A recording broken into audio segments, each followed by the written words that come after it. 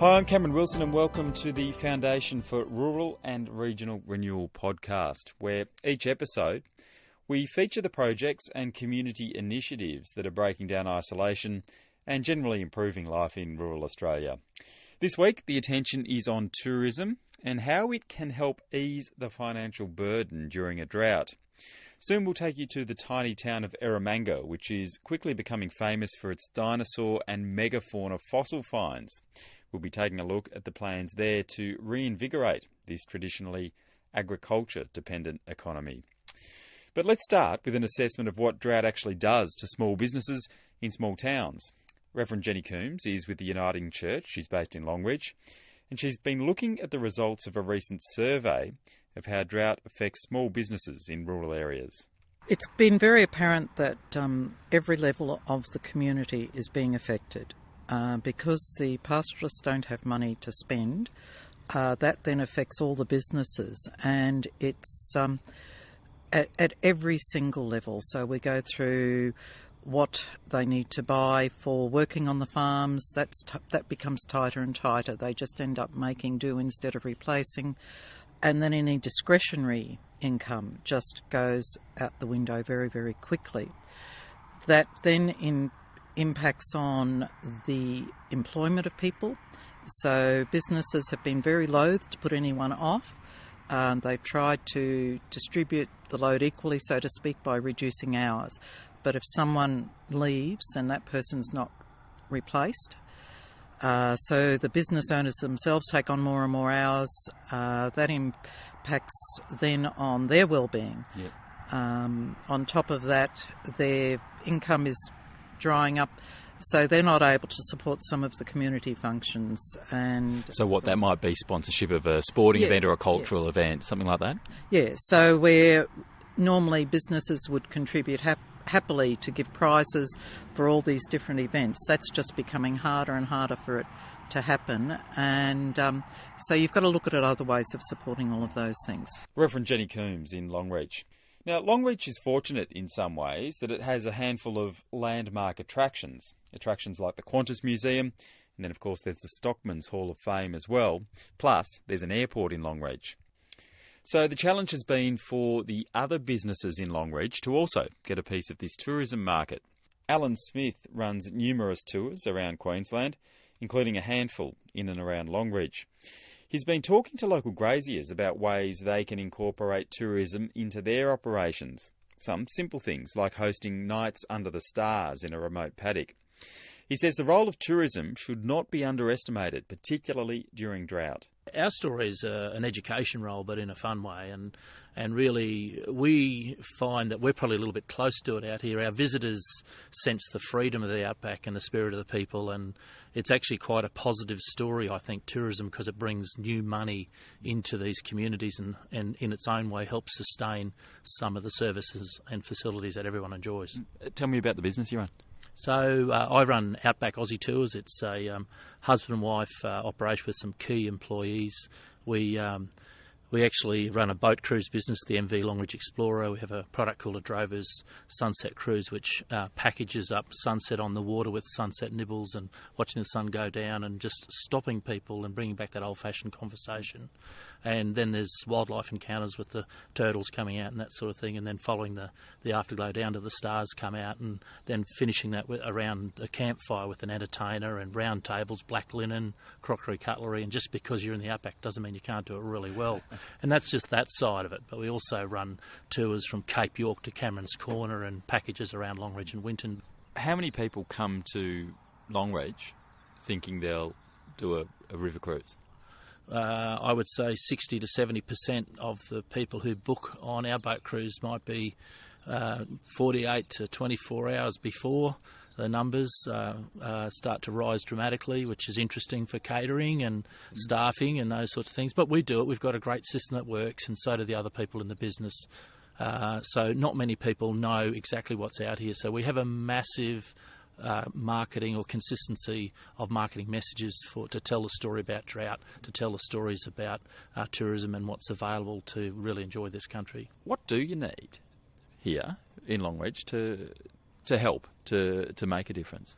I think there's short and long-term solutions for that. I mean, to get more money in these economies and keep those businesses open and keep a vibrant community and keep the confidence and the pride will be a positive thing.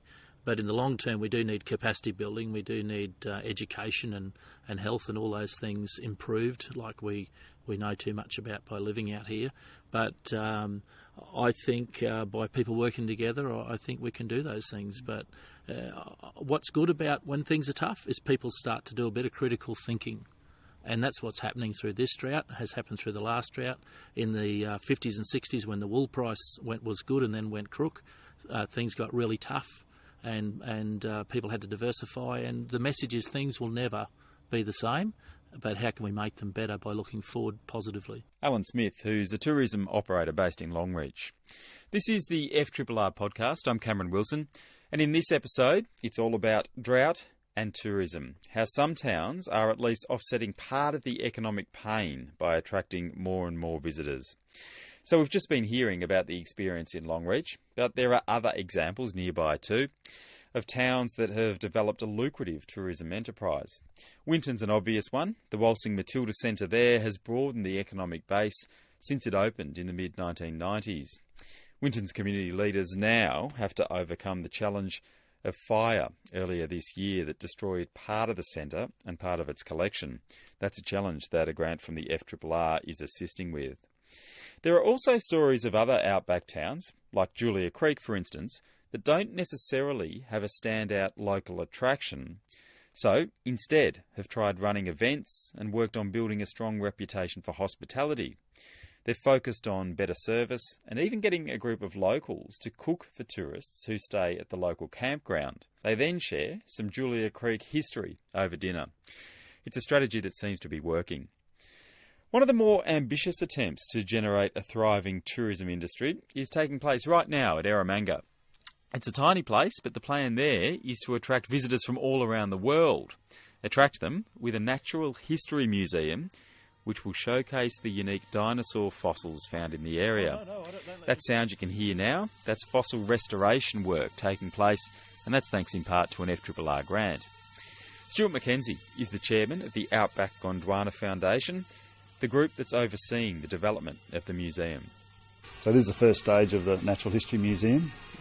It's certainly, our vision is it'll become a major tourist attraction for this region, but importantly, and probably our core function, is to do the research and all the scientific preparation of the material, the analysis, and allow the true scientific story to be told, basically, of the fossils from this region. Okay, so where are you at the moment with realising that idea? Well, this building's just been completed. We're only just setting it up, still setting it up. We'll be open to the public in the next few months, and that will sort of get, Australian public the opportunity to actually come out and see this material, and that's, and then we've got to build from there. So there's a lot of massive amount of fossils that we have to prepare over the next few years. Our whole sort of focus as a shire and as a region in the remote parts of Australia is to diversify our economies. We used to survive completely on agriculture. We have a pretty successful oil and gas resources industry out here, which is also critical. But tourism is the great opportunity for us.